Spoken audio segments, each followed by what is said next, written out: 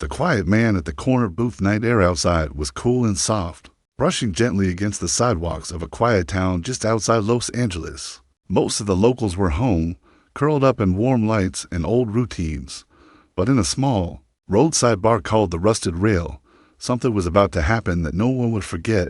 Inside the bar, the walls were covered with old posters, neon signs buzzing softly, and the smell of beer and grilled burgers filled the space. Laughter and music echoed around the room. Most of the patrons were regulars, and the bartender, an older man named Frank, moved slowly behind the counter, wiping glasses and keeping an eye on things. In the far corner of the bar, alone at a booth near the jukebox, sat a man in a worn, black jacket. His hair was long, a little messy, and his face carried the look of someone who had seen too much but still stayed gentle. He sat quietly, sipping water, a soft smile playing on his lips whenever the jukebox played an old classic. Nobody really recognized him at first.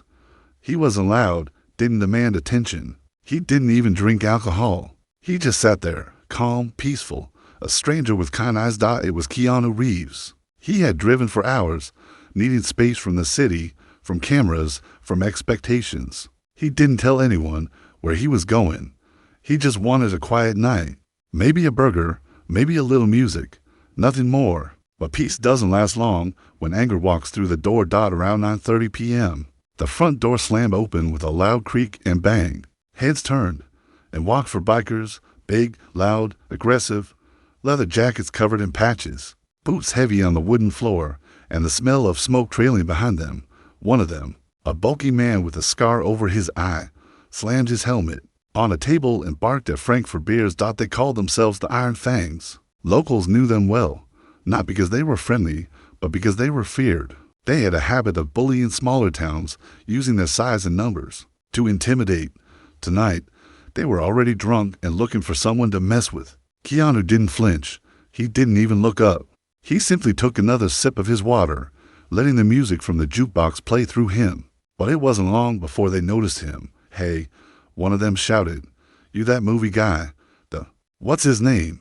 John something." The bar went quiet. People turned their eyes to Keanu, waiting. Some had started to realize who he was, not just a movie star, but the man who played John Wick, the man who had become a legend on screen.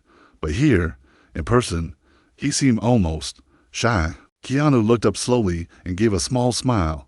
"Just here for a burger, man," he said gently.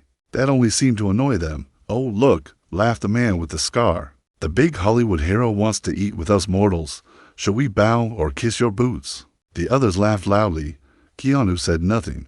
He looked down again, his fingers tracing the rim of his glass. Frank, the bartender, came over quickly. "Hey, leave him alone," he said, voice firm. "He hasn't bothered anyone. We're just having fun," one of the bikers said, pushing Frank back gently but forcefully. "Isn't that right, movie man?" They surrounded his booth now, blocking the light. The laughter gone from the bar, the jukebox played on, unaware. "What if I told you I didn't like your face?" Scarman said, leaning close, his breath thick with whiskey. "What if I wanted to teach you a lesson about respect?" Keanu looked up at him, his voice calm. "Then I'd say you must be having a bad night." That sentence, soft as it was, triggered something. Scarman grabbed Keanu's glass and threw it across the bar. It shattered loudly and gasps filled the room. One of the bikers knocked over a chair.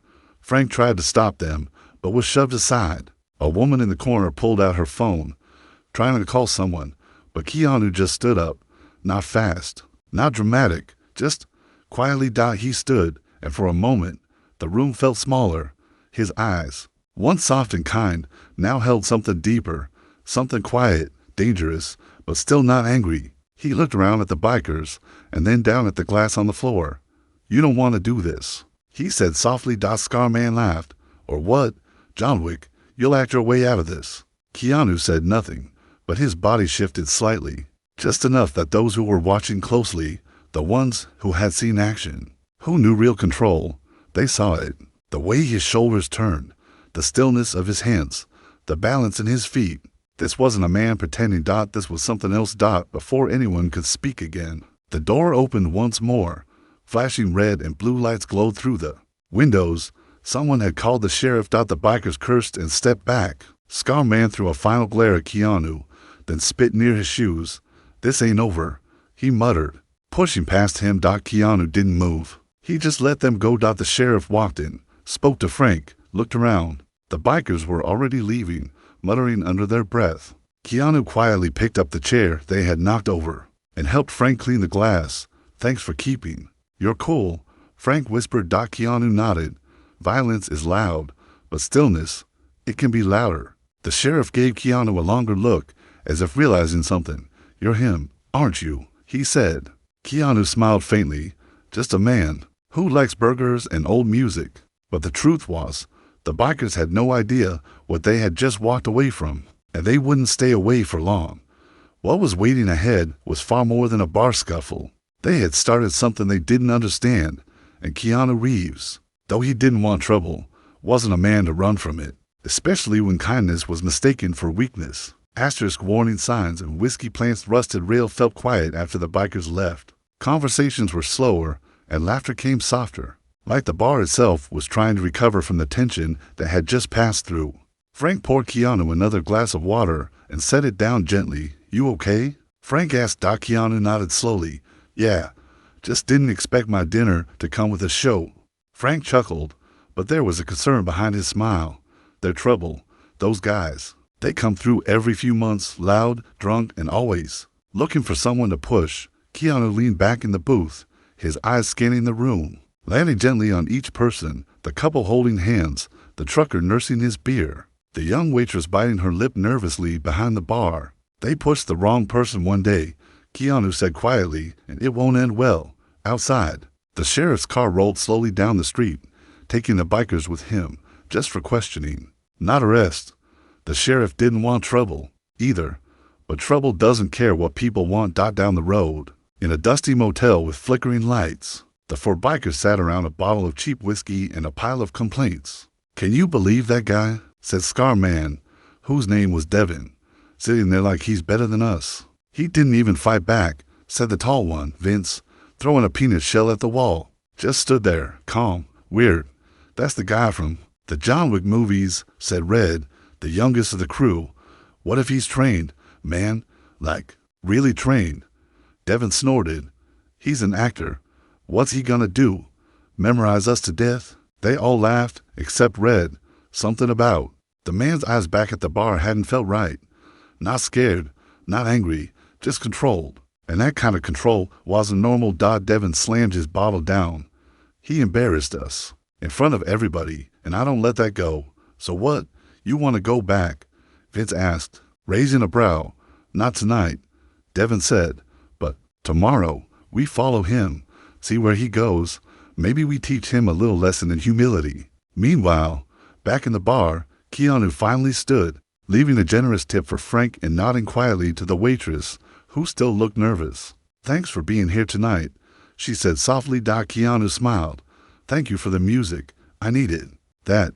He walked out into the night, his footsteps quiet, his car waiting under a dim street lamp. It wasn't a fancy car, just a dusty old Mustang. He slid into the driver's seat and sat still for a moment. The stars above the quiet town blinked down like they knew something was coming. Keanu checked his phone. No calls, no texts, and that was exactly how he wanted it. He drove away slowly, taking a long way around town, letting his thoughts drift. He didn't like confrontations. He never did, not in real life. Fighting on camera was one thing, part of the job, part of the illusion, but in real life, real pain had real consequences. He had seen enough pain for several lifetimes. What the bikers didn't know, what no one in that bar knew, was that Keanu Reeves had trained with real fighters, Navy SEALs, jiu-jitsu masters, weapons specialists, not because he wanted to be dangerous, but because he respected the work, because every role he took, he gave everything, because he believed in learning, in becoming . But that didn't mean he wanted to use those skills, unless he had to. The next morning, Keanu checked into a small cabin on the edge of the forest, just a few miles out of town. He planned to stay there for a couple of days, right? Rest, breathe. The cabin was quiet, no Wi-Fi, no distractions, just the sound of birds and the rustle of trees. He made coffee, stretched, and took a walk by the lake nearby. A dog from A neighboring cabin ran up to him, tail wagging, and Keanu knelt to pet it, smiling warmly. But while he walked, eyes were watching. The Iron Fangs weren't done. They had followed him out of town. They had parked their bikes behind the gas station and taken a rental truck up the road. Far enough to avoid suspicion, Devin had brought binoculars and a camera. They watched Keanu from a distance, snapping photos of him alone by the water, walking, thinking. "Look at him," Devin said, "acting like the world's his meditation garden. This guy thinks he's better than all of us. We should let it go," Red said quietly. "He didn't do anything wrong." Devin turned sharply. "Are you scared?" "No, just saying. Maybe we're the ones making it a thing." Then spoke up. "We'll scare him a little. That's it. No need for anything crazy." Devin didn't answer. He just kept watching Keanu, his jaw tight. Later that evening, Keanu returned to town for groceries. He parked near the market, filled a basket with simple things: bread, fruit, pasta, a small pack of tea. He walked slowly through the aisles, smiling at the old woman who offered him a sample of cheese. People started to recognize him again, some whispering, some asking for quiet selfies. He never refused, always gentle, always kind.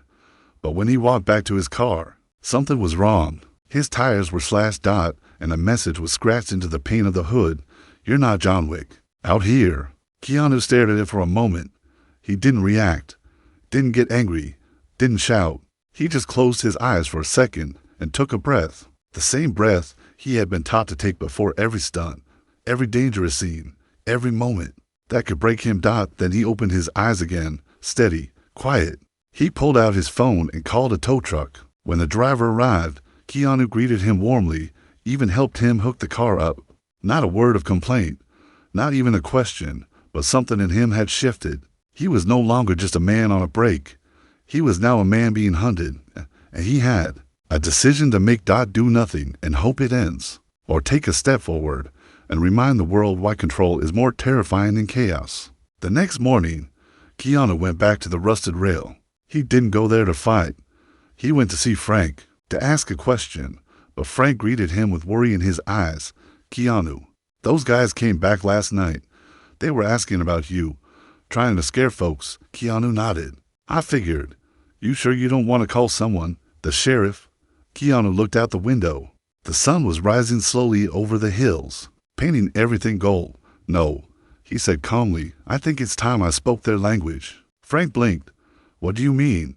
Keanu looked him in the eye, and for the first time, there was no smile, no calm, respect. And that was the moment everything began to shift. Keanu Reeves was no longer the quiet man in the corner booth.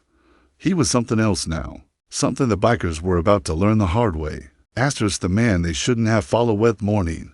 Haze lingered in the valley, low and cool, as Keanu Reeves stepped outside his cabin. He wore a simple black hoodie and jeans, nothing special. But something in the way he moved had changed.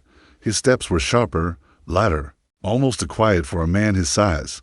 He wasn't angry. He was focused. He took a slow walk along the gravel road leading to town, stopping every few minutes to breathe, observe, and watch the world with the eyes of someone who had once trained to see danger before it arrived. Down at the gas station, Devin and his gang sat inside their truck, parked behind a row of abandoned trailers. They had watched Keanu for 3 days now. They knew his schedule, where he bought groceries, when he left the cabin, even how long he stayed by the lake in the evenings. Devin had grown restless. He wanted action. Tonight, he muttered, lighting a cigarette, "We end the mystery, break the pretty Hollywood face, and send him back to law with a limp. He's not looking for trouble," Red said from the back seat. "He hasn't even reacted to anything we've done." "That's what makes it worse," Devin snapped. "He's acting like he's untouchable, like he's above us." Vince leaned forward. "And what if he's not acting?"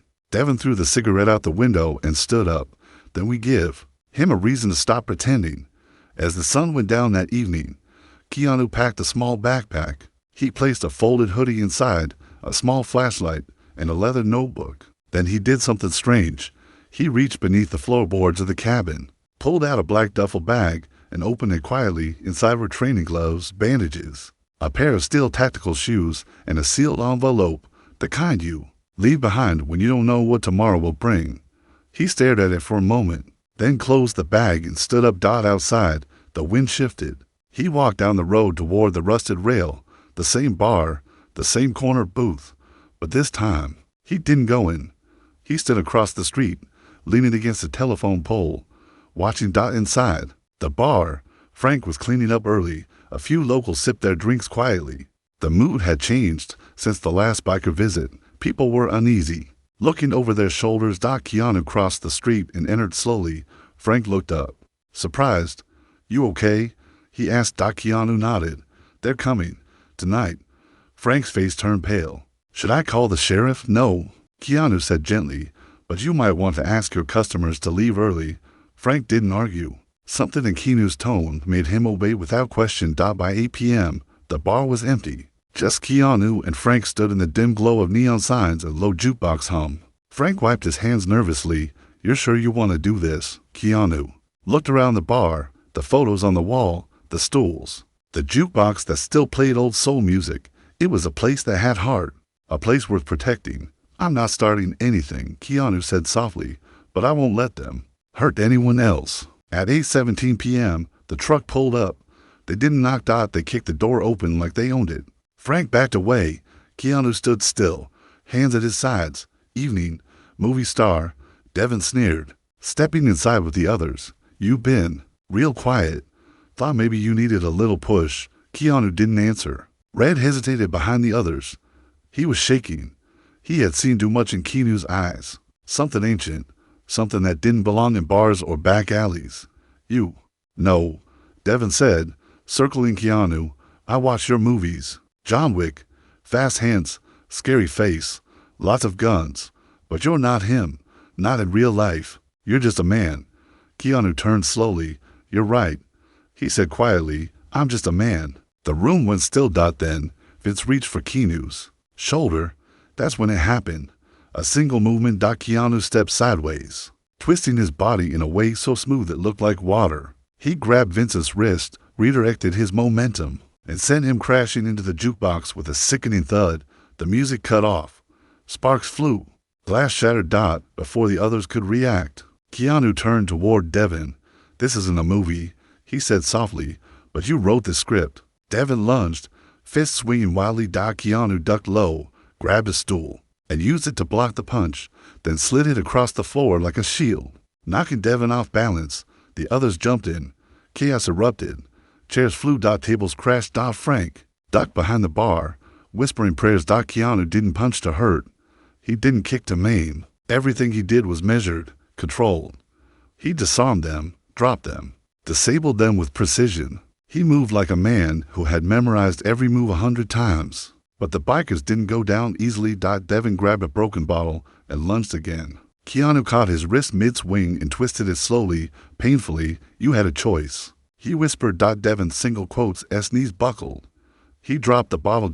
It was over in minutes. 3 bikers lay on the floor, groaning, bruised, humiliated. Red stood at the back, untouched, eyes wide with fear, not at Keanu, but of what could have happened if he hadn't held back. Keanu turned to him. "You don't belong with them," he said gently. Red nodded slowly, then backed out of the bar. Hands raised. Silence settled over the room. Keanu walked over to Frank and helped him up. "You okay?" Frank nodded shakily. "That was incredible." Keanu looked down at the broken tables, the shattered glass, and the paint lying on the floor. "No," he said softly. "That was necessary." Outside, sirens echoed in the distance. Someone had called the sheriff again. Keanu didn't wait. He stepped out into the night, disappearing down the road, back toward the cabin, leaving behind only whispers and broken pride. But the story wasn't over, because news travels fast, and not everyone who heard the story would believe it. Some would want proof, others would want revenge, and one man, someone from Keanu's past, would hear about it and come looking, not to fight him, but to remind him who he used to be. The ghost from the past morning after the fight. The air outside the cabin was still and quiet. A layer of fog floated gently across the trees. Keanu sat on the porch with a cup of tea in his hands, staring at the woods ahead like he was reading something written only for him. His knuckles were bruised, his muscles sore, but his mind was clear. He hadn't gone looking for violence. But now it had found him. Again. Keanu had come here to escape from the cameras, the award shows, the interviews that always asked the same questions. Everyone wanted to talk about John Wick. No one ever asked about the man behind the role, the man who had lost family, the man who carried grief like a quiet companion, the man who still believed in kindness, even when the world didn't.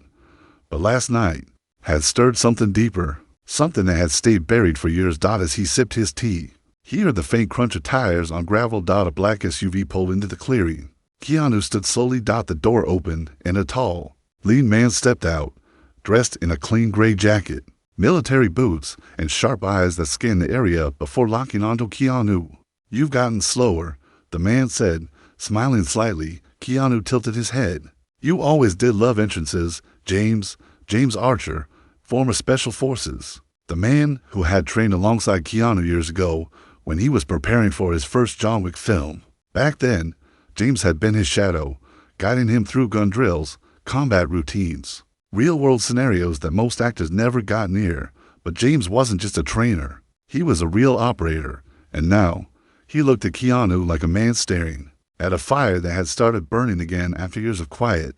"I heard what happened at the bar," James said, stepping closer. "Small-town fight for punks, one actor, and suddenly everyone's talking like Wick came alive." Keanu looked away. "I didn't want any of it. But you didn't walk away either." Silence. Then Keanu said, "They crossed the line." James nodded. "That's what you always say, right before everything explodes." Keanu gave a small smile. "But it didn't last long." "Why are you here?" he asked. James walked toward the porch and leaned on the railing. "Because the world you touched when you trained with me, it never really let go. And now that it knows you're still capable, it wants to see what you'll do next." Keanu narrowed his eyes. "You think they'll come after me?" "Not them," James said. "Someone else. Someone watching." Keanu's brow furrowed. "Who?" "A man named Soren, ex-mercenary, runs a private network. Weapons, surveillance, high-end contracts. The kind of guy who doesn't like when his name ends up near law enforcement files or viral stories." "What's that got to do with me?" James sighed. "The gang you dropped, they work as muscle for Soren's West Coast pipeline. Drugs, money, intimidation. They were supposed to be untouchable." Keanu stood very still. "You're saying I messed up his operation just by defending myself?" James nodded. "You embarrassed him. Now he's curious. And Soren doesn't just get even. He makes examples." Keanu walked back into the cabin, placed his empty cup on the table, and pulled open a drawer. Inside was a small black notebook filled with names, phone numbers, and training drills. "I'm not interested in starting a war," he said. James followed him inside. "But you're already in one." Keanu looked out the window, his reflection staring back. Not the Hollywood actor, but the man who had spent years learning discipline, balance, and how to break bones with precision. "What do you need from me?" Keanu asked. James didn't blink. "Come with me. Disappear for a while. Let the dust settle." Keanu shook his head. "That's not who I am. It used to be, and it nearly broke me."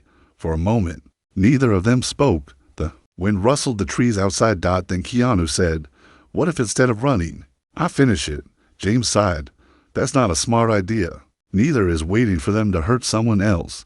3 hours later, Keanu and James sat in a rented storage unit near town. Inside were weapons, training gear, surveillance, equipment, all stashed away in case James ever needed it again. Keanu moved through the space slowly, picking up items he hadn't seen in years. A knife he once trained with, a modified Glock, a Kevlar vest that still carried the scent of sweat and discipline. "You kept all this?" Keanu asked. "Couldn't let it go," James said. "Just like you." Keanu nodded. He didn't feel like a movie star now. He felt like a soldier who had tried to lay down his armor and now had no choice but to pick it up again. Meanwhile, in a tall glass building in downtown Los Angeles, a man sat at a long desk surrounded by computer monitors. His hair was slicked back and his eyes cold. So or Ian. He watched the footage of the bar fight again. Grainy security camera footage showing Keanu disabling for men in under 2 minutes. His lips curled into a thin smile. "Find him," he said to the man standing beside him. "I want to see what a fake assassin does when real ones knock on his door." "What if he's not fake?" the man asked quietly. Soren turned, eyes sharp. "Then it'll be fun." That night, Keanu walked through the forest trails near His cabin with James at his side. They spoke quietly, reviewing strategy, discussing backup plans, and marking escape routes.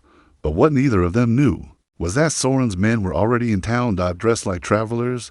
They checked into motels, set up drones in the woods, and tapped into local security cameras. They weren't loud like the bikers. They were professionals, and they had orders: observe, isolate, extract. But Keanu Reeves wasn't an ordinary man, and John Wick was no longer just a role he had played. He had become something more, a symbol of what happens when you push a good man too far, and now that symbol was awake and watching. Asterisk, when the hunter becomes the trap. Sky was dark with heavy clouds as night fell over the small town. The trees swayed with the wind, whispering through the valley like a quiet warning. Inside the cabin, a single lamp glowed, casting long shadows against the walls. Keanu Reeves stood by the window, watching. He knew they were out there. They didn't make noise. They didn't need to. The way the bird stopped singing, the way a twig cracked softly to be random, it all said the same thing. The hunt had begun. James sat at the table nearby, assembling a small surveillance drone. 3 men near the trailhead, 2 more near the lake, none in uniforms. They're not police. Keanu nodded. Mercenaries. Soren's best. James replied, not loud like the bikers. These men won't throw bottles. They'll aim for the spine. Keanu stared at his reflection in the window, a man once known for kindness, now preparing for a fight he didn't want but could no longer walk away from. How many chances do we get? Keanu asked, before the world stops letting us be peaceful? James looked up. You made your choice the night you stood up in that bar. This is just the echo. Keanu strapped on the gear. Nothing fancy, just tools, gloves, a small tactical belt, ear mic, flashlight, and a sheathed combat knife. Tucked behind his back. The plan was simple. Don't run. Don single quotes T chase. Pull them in. They think you're alone, James said. We use that. Keanu walked out of the cabin into the darkness. He took a slow path through the trees, deliberately, stepping on sticks, letting the shadows follow him. 3 men trailed him at a distance. Their movements were sharp, trained, but not invisible. Keanu led them into a clearing lit only by moonlight. He stopped. He turned around and waited. The 3 men emerged slowly, fanned out in a formation meant to trap him. One held a silenced pistol. Another had a stun baton. The third looked unarmed, a watcher. Likely the one recording the mission. Keanu Reeves, the lead, said, you're coming with us. Keanu didn't move. You don't want to do this. The man smiled. You're just an actor. Then come test that. They advanced quickly, swift, no hesitation.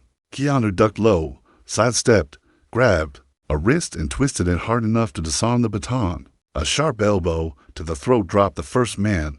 The second swung his pistol up.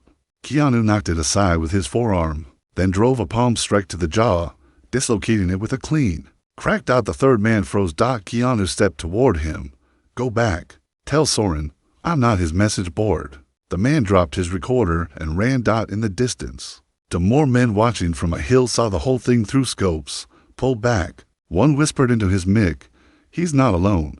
But it was already delayed. James emerged from the trees behind them, silently dropping one with a chokehold and pressing a knife to the other's neck. We're not here to kill, James said. But you come again, it won't be mercy you meet. Back at Soren's command center in Los Angeles, the failed extraction footage played across screens. He leaned forward, his fingers steepled, eyes cold. He's better than the file said. One of his men muttered. So or Ian stood. He's better than most. Do we continue? No, Soren said. We changed the strategy. He turned to his assistant. What's the one thing even a trained man can't protect? The assistant blinked. I don't know. Innocence. Soren said. They're his weakness. The next day, Frank at the Rusted Rail found a package on his bar counter. It was unmarked, sealed in plain paper. Inside was a Polaroid photo of his teenage daughter walking home from school. And a note. Stay out of it, or she disappears. Frank dropped the photo. His hands trembled. He looked around the empty bar, heart racing. He called Keanu immediately. Keanu arrived in 10 minutes. He didn't speak. He just looked at the photo. Then up at Frank. They're changing tactics, Keanu said. They want fear now. They're going after my daughter, Frank whispered. Keanu nodded. But they'll never reach her. Keanu and James worked through the night. They created a decoy route for Frank's daughter, using a friend of hers to walk the path in her place. While they moved her to a safe house outside of town, Keanu made sure every detail was locked. By sunrise, they had laid a trap.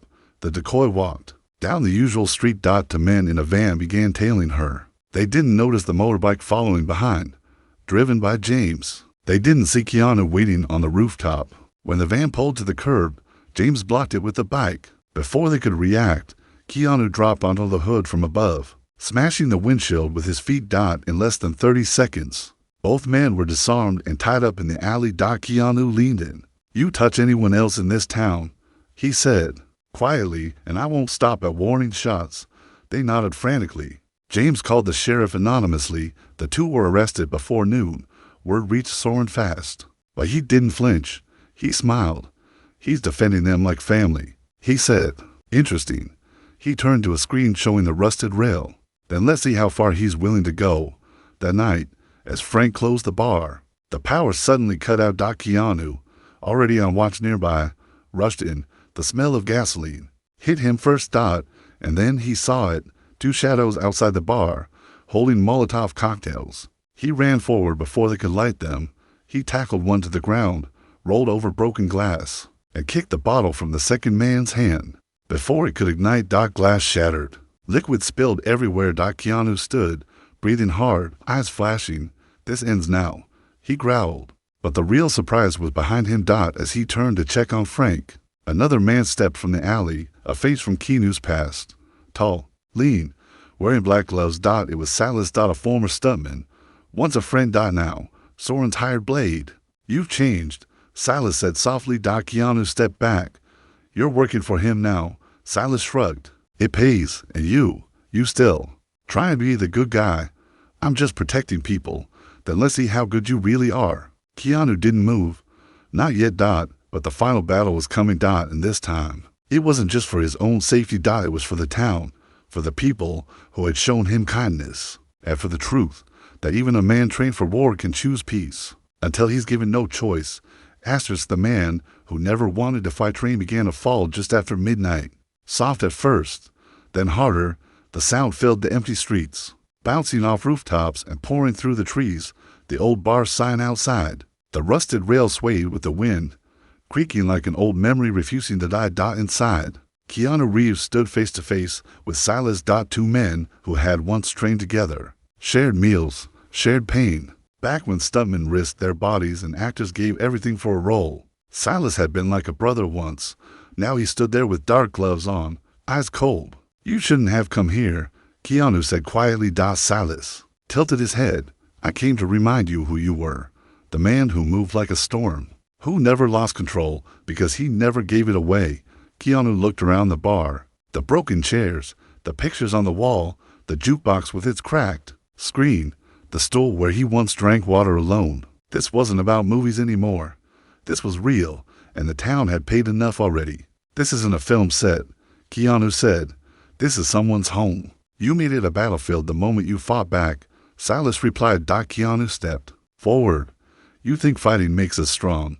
Well, it's what we walk away from that defines us." Silas didn't speak. He just took a slow step into the center of the room and dropped his jacket underneath. He wore a reinforced shirt with tactical padding. "No weapons," Silas said. "Just you and me. For old time's sake." Keanu nodded once. They circled each other like wolves. Then it began. Not with shouting, not with fury, but with quiet motion. Fast, measured. Violent. Keanu ducked the first strike and countered with a sweep. Silas spun, kicked low, and followed with a brutal elbow that grazed Keanu's shoulder. Pain flared. Keanu backed away, breathing steady. His foot slipped on wetwood from the open door. Silas rushed in. Keanu caught him mid-step and slammed him into the bar. Bottles shattered. Silas punched through the pain and landed a hook that cracked against Keanu's ribs. They both staggered, bloody, breathless, soaked from the rain now pouring through the broken windows. This wasn't just a fight. It was memory against principle. The man who had walked away versus the man who never could. Silas growled. "You always thought you were better. With your books, your quiet, your kindness." Keanu wiped blood from his mouth. "No, I just knew the cost of becoming the thing we pretended to be." Silas lunged one last time. Wild, Desperate, Keanu didn't block it. He stepped aside, redirected the energy, and used Silas's momentum to send him crashing into the jukebox. The final song it had ever played sparked to life for half a second, a soft, broken tune of old love. Silas groaned, unable to stand. Keanu stepped back, chest rising, eyes tired. "It's over. You won't kill me?" Silas asked. Keanu shook his head. "No, that's what Soren wants, not me." The next morning, Sheriff Donnelly arrived at the bar. He had received an anonymous tip. When he stepped inside, he found Silas handcuffed to a support beam, injured but alive. James sat nearby, sipping coffee. Keanu was already gone. But not far, outside town. Keanu walked the lake trail slowly. His body ached. His hands were bandaged. He passed the same trees he had once walked under alone. Now they stood as silent witnesses to everything that had changed. He stopped at the dock and looked out across the water. James found him there. "Soren's gone underground," James said. "Disconnected everything. Left Silas behind." Keanu nodded. "He'll be back, or someone else will." "So what now?" James asked. Keanu turned. "I stay." James blinked. "You're not going back to law?" "Not yet. Maybe not ever." "You're serious?" Keanu smiled. "This town, these people, they reminded me who I am. Not the fighter, not the actor. Just a man who cares. I'm tired of playing roles. I'd rather be real." Weeks passed. The town healed. The bikers never returned. They had heard what happened. Word spread, not about John Wick, not about a fight, but about a quiet man who stood up without needing noise. Frank reopened the bar. He replaced the jukebox. Keanu helped fix the windows. People stopped calling him a star. They just called him neighbor. He taught self-defense to kids on weekends. Helped paint the local school. Read books by the lake. One day, a little girl who had once been scared to enter the bar during the biker chaos came up to him with a drawing. It was a sketch of Keanu standing between shadows and light. "You're the quiet hero," she said. Keanu smiled, tears touching the corners of his eyes. "Thank you." And that was the truth of it all. He never wanted to be John Wick. He only wanted to be a man who helped, who protected without pride, who stood without shouting. And in a world that kept choosing noise, Keanu Reeves had chosen stillness. And in that stillness, he became something more than a legend. He became hope.